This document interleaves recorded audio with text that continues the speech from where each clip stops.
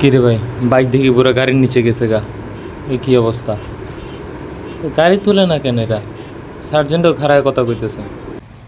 বাংলাদেশে fuel crisis শুরু হওয়ার পর থেকেই উত্তরাতে বেশি জ্যাম পড়া শুরু হয়েছে। মানে পাম্পে তেল নেওয়ার জন্য গাড়িগুলো বাম পাশে সিরিয়াল দেয়।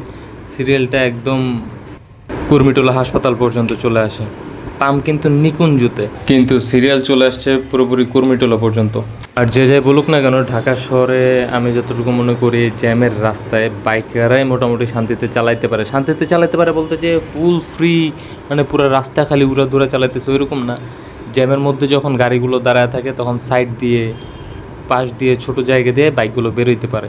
এটা হচ্ছে বড় একটা বেনিফিট আমি যা মনে করি।